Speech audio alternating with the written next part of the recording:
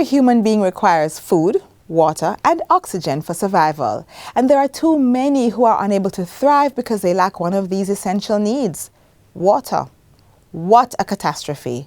That is why on this World Water Day, the United Nations is raising awareness about the water crisis that many societies are facing, all under the theme, leveraging water for peace. Sometimes we don't realize how valuable something is until we lose it.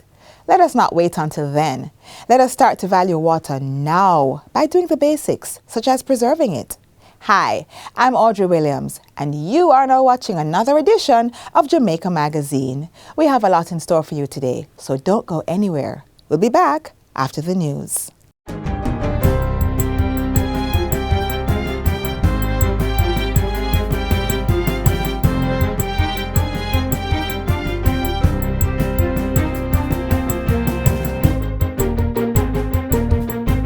Good day, I'm Theodore Henry, and this is your JIS News for Friday, March 22, 2024.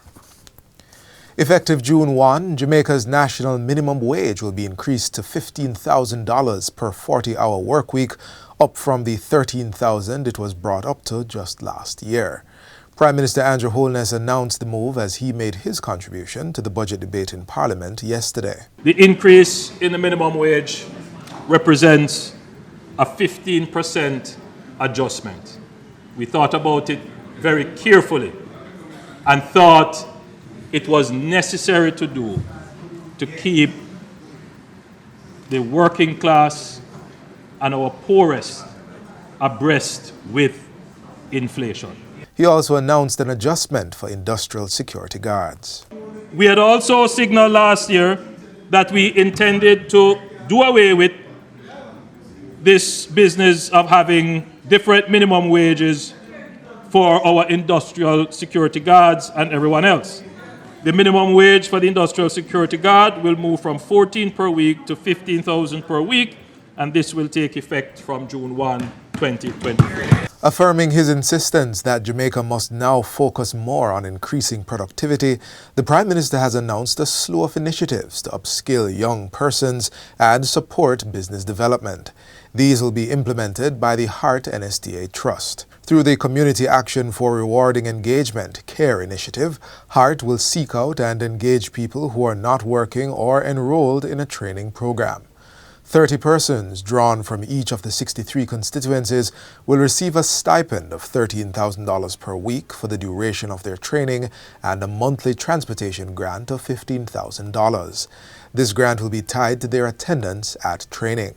A specialized team in Heart will go to their houses or meet them on the corner if necessary to engage with them and enroll them into the program that will enhance their employability. Heart will also roll out a partnership with the JDF for additional training and character development through the Jamaica National Service Corps.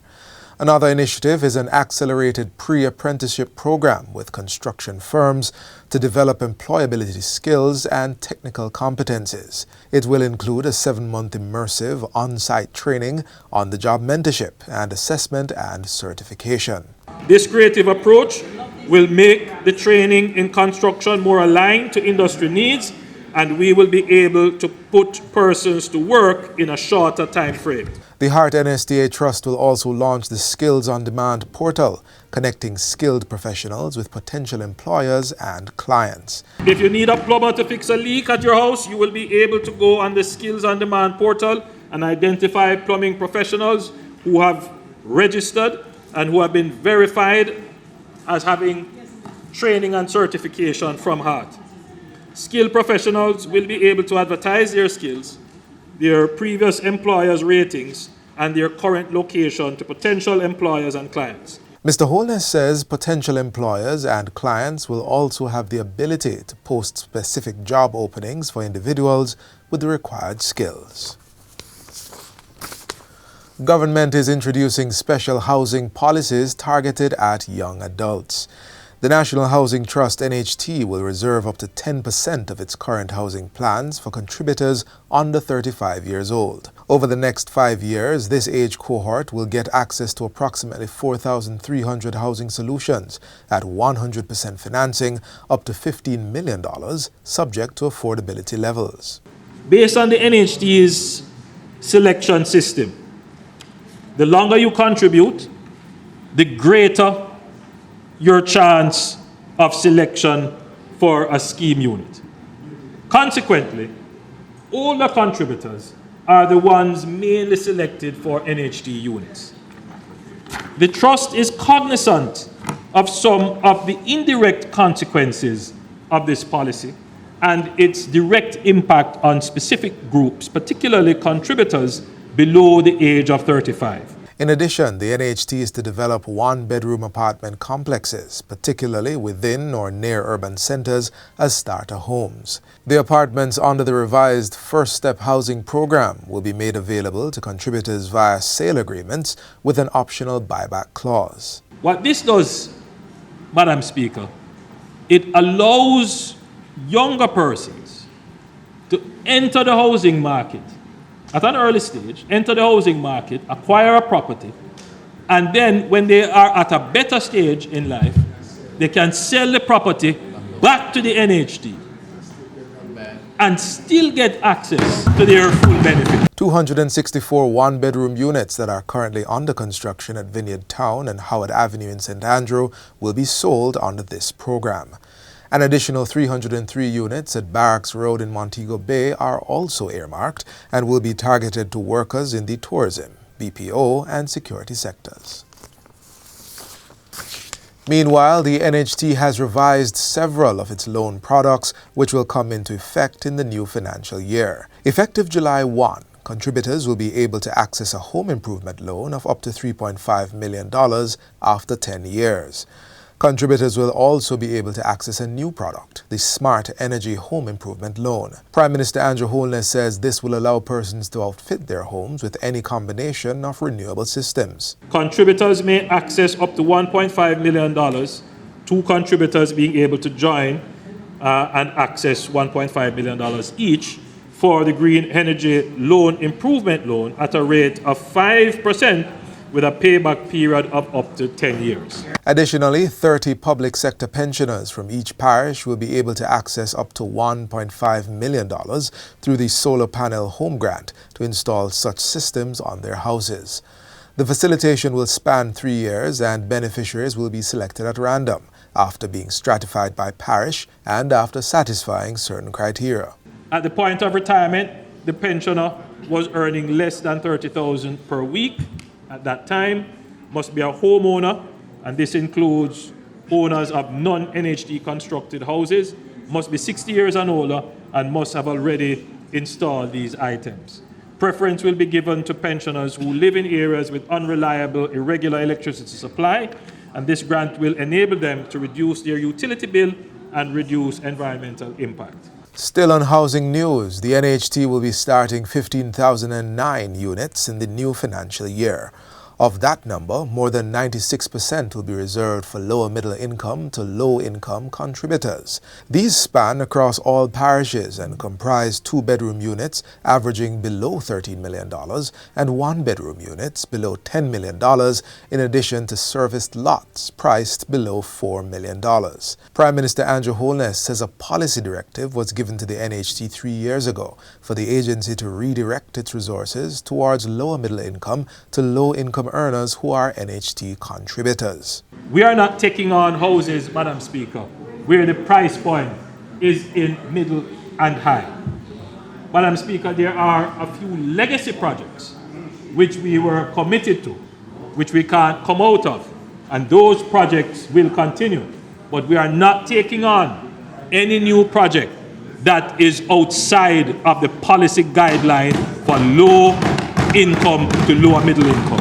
The NHT is also set to complete approximately 3,744 housing solutions across the island in 2024. And finally, government is allocating $2.5 billion to clean major gullies, drains, and roadways in the new fiscal year. As we seek to upgrade road corridors, we recognize the ongoing need for waste management, debushing, and maintenance throughout the year. Jamaica is a naturally beautiful place, but our country is being uglified by plastic and other forms of waste on our roadways, in our gullies and drains. Prime Minister Holness says persons employed to do the cleaning up must collect the plastics for recycling and will receive further payment when it is sold. I have a dialogue with the recycling partners of Jamaica who have an amazing system of purchasing and recycling plastics. You would have heard how much plastic bottles have been collected since they have started increasing their operation. So what we are doing, Madam Speaker, is we are incentivizing cleaning and beautification through recycling. An additional $762 million is earmarked to address threats to infrastructure posed by climate change. This money will cover river training, drain and gully cleaning, and drainage improvement initiatives. And that's it for JIS News Today. I'm Theodore Henry. Thanks for watching.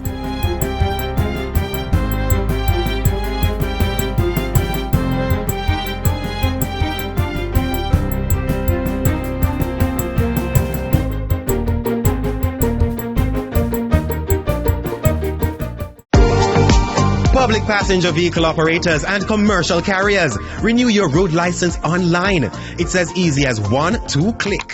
Visit the Transport Authority website at www.ta.org.jm. Choose your license type and click Apply Now. Sign in or create an account with your email address and complete the application process, uploading all relevant documents. Make payment using a debit or credit card.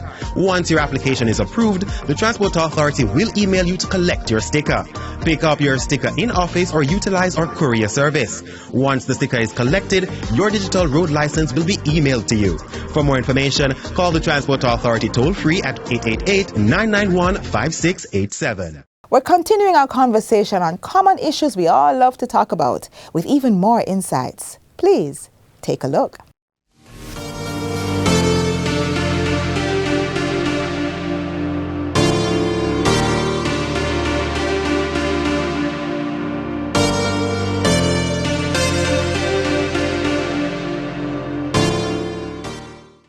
I'm one of those children who grew up in the Christian faith, and my faith continues to shape the way I view the world and live my life. But does religion still play a significant role for most persons in modern day Jamaica? It's an important topic we'll discuss in our He Says, She Says series. Welcome to the start of another He Says, She Says series, where we express our perspectives on topics such as relationships, workplace habits, careers, and other issues, more frequently discussed in silos, but we are now bringing to the forefront. Joining us today are Reverend Winston Peku, Chairman and Chaplain of the Frankfield Primary School Board, and the resident pastor for the Frankfield and Grantham Circuit of Churches of the Church of God in Jamaica, business owner Adermi Mitchell, and Region 6 President for the Jamaica Association of Guidance Counselors in Education, Avina Henry. Welcome to the show. Thank you. Thank you. There will be shedding some perspective on everyday life situations we all want to talk about. And I'm your host, Andre Palmer. Today we are discussing religion and its role in modern-day Jamaica. Let's get right into it. Jim Nevius, a Caribbean culture intellect, conducted a study on religion in Jamaica from pre to post-emancipation, which was released in 2016. He found that Jamaica's religious experience is deeply rooted in a battle between missionary preaching, plantocracy, and Afro-religious beliefs. He also discovered that religion played an important role in the freeing of slaves. As a result, it should come as no surprise that Jamaica has a rich religious heritage. To my panelists, does religion remain relevant today? I want to start with you, Reverend Peku. It is and will always be. In that, it is not only what religion does is that it gives us moral and ethical guidance.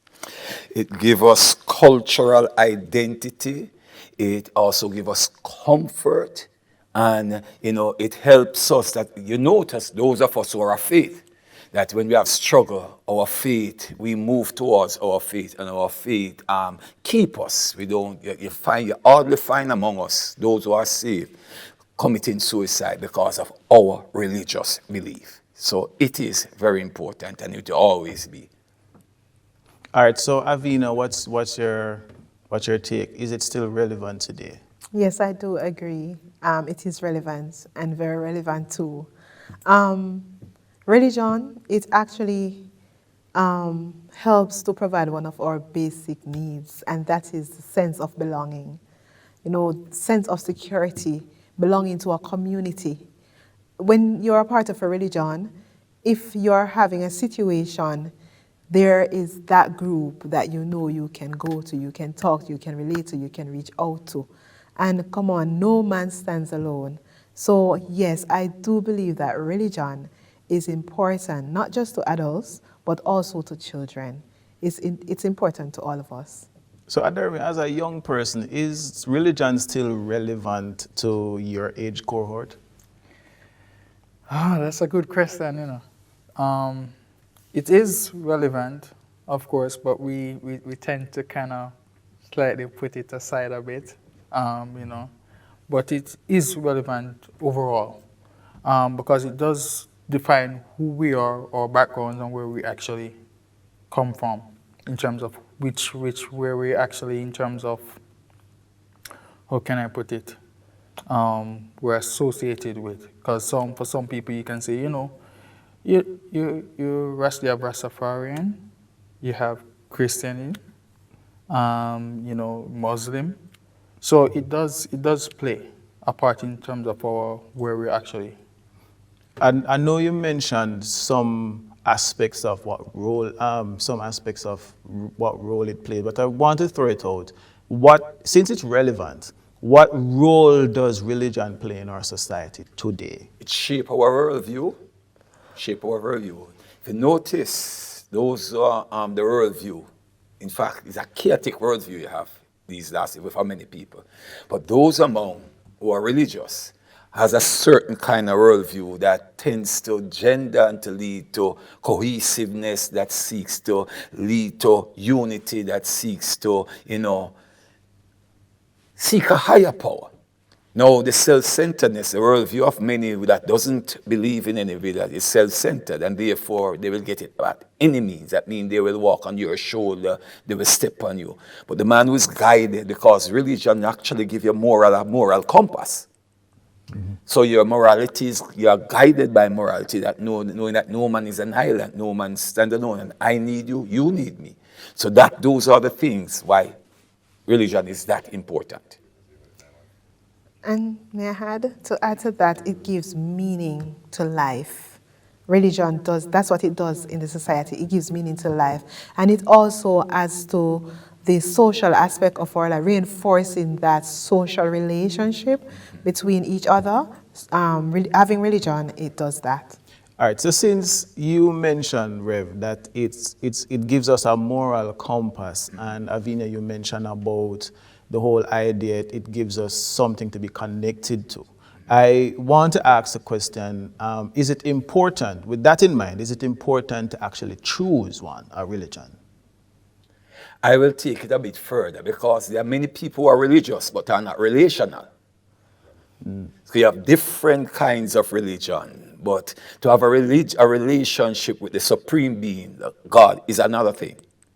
Because people who are religious live any and any way, but when you are guided by the being, God, then it's a different story altogether, different ball altogether. Rev, you mentioned the whole idea of that you made a clear separation, that there's a difference between being religious and being relational. Mm-hmm. I want you to go a little bit deeper in terms of that, and to follow up, Avina.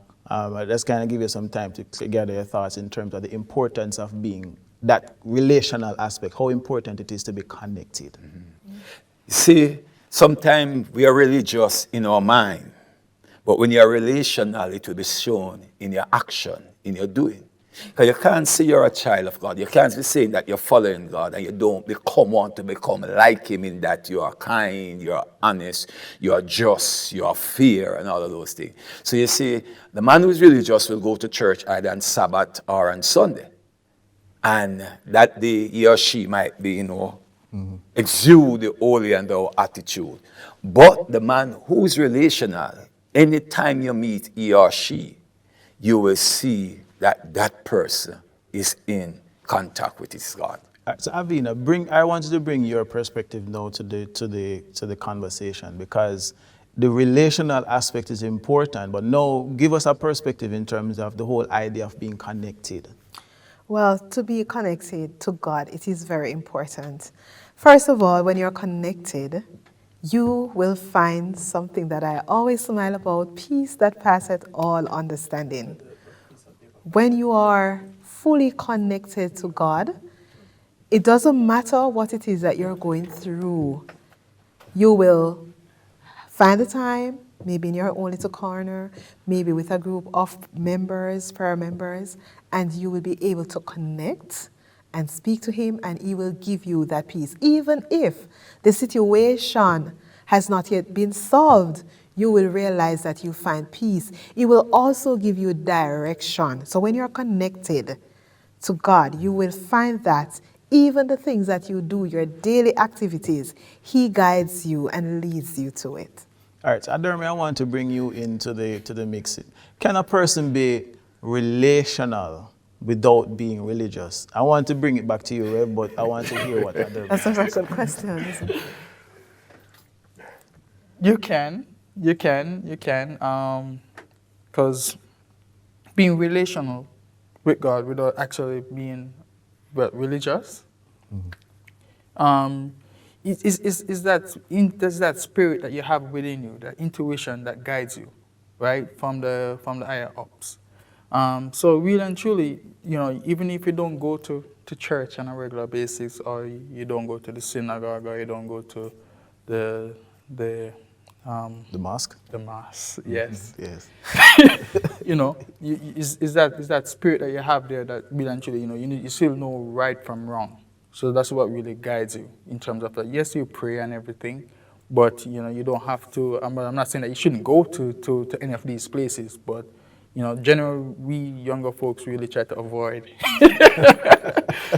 try to avoid all that. All right, so Rev, your thoughts on the matter? You see, religion is an institutionalized thing. It have its dogma and it's, all of those things.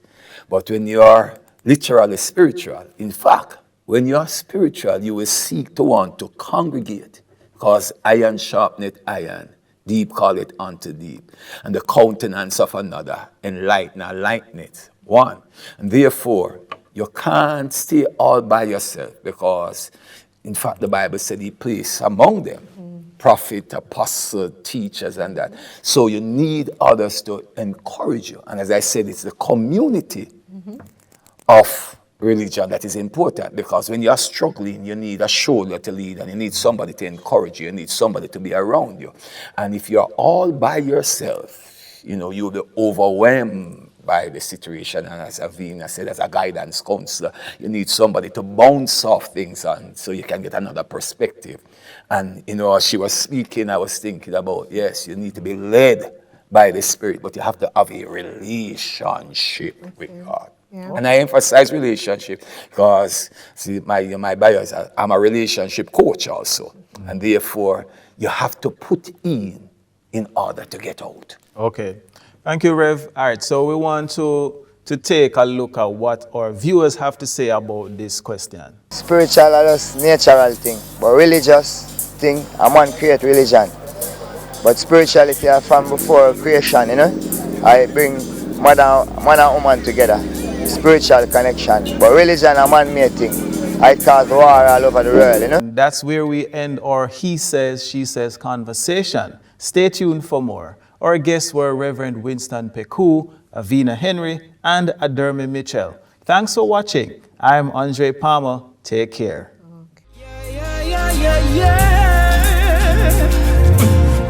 Take a walk out a halfway tree if you want to see police officers, other public sector workers, it's time to file your statutory declarations.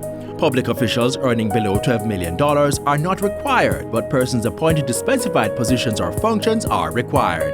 You must first check your eligibility by reviewing the Jamaica Gazette, dated December 5, 2023, for the list of positions and functions. If you're below the rank of Sergeant in the Jamaica Constabulary Force, JCF, or Jamaica Defence Force, JDF, you're not required to file for the period ended 2023. The Statutory Declarations form has changed. Download the new form from the Integrity Commission's website at integrity.gov.jm. Attach the relevant supporting documents as indicated on the Statutory Declaration form. ATM printouts are not accepted. When filing, ensure you have entered the correct as at date, December 31, 2023. You must enter all the required information. Please note that not applicable and see attached are not appropriate responses. Instead, use none. Make sure to list all required balances and copy or print additional pages where necessary. Never amend the Integrity Commission form. Ensure all sections are signed. A Justice of the Peace must validate your signature. Once you're through, proceed to your in-house collection point, where you will place your form in a statutory declaration envelope and apply the security seal. Deposit the secure envelope in the Integrity Commission branded collection container or with the assigned officer in your organization before March 31, 2024. Enter your name and date of submission on the Integrity Commission log sheet. The assigned officer will facilitate the submission of all statutory declarations to the Integrity Commission. The Integrity Commission will register your statutory declaration and send you a receipt by email on or before May 31, 2024.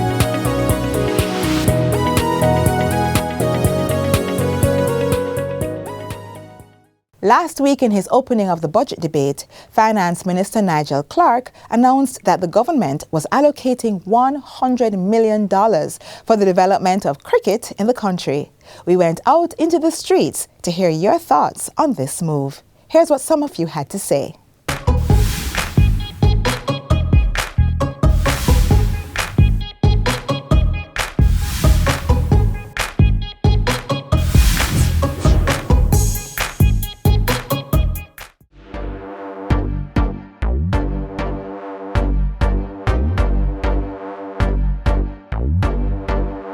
Jamaican cricket needs that. That is the best thing that I ever hear, because you have a lot of talented young people in Jamaica. So why not? A long time they need to develop the cricket system, because they have Sabana Park sitting down doing nothing for a very long time. It is a good move because sports in and itself is a way of taking youths and attached youths and putting them in a different direction.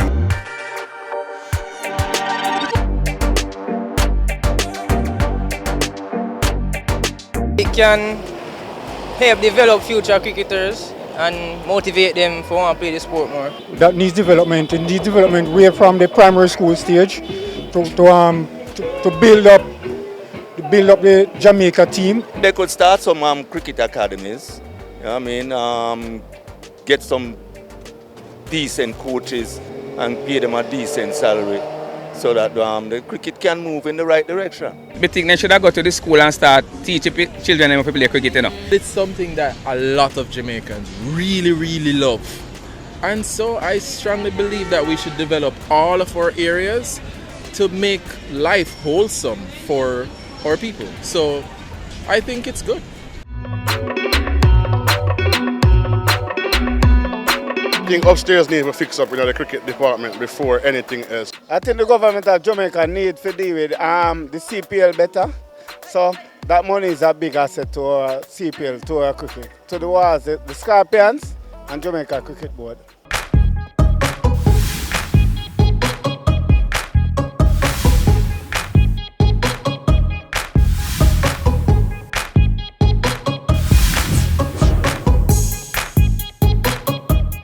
We've reached the end of our program.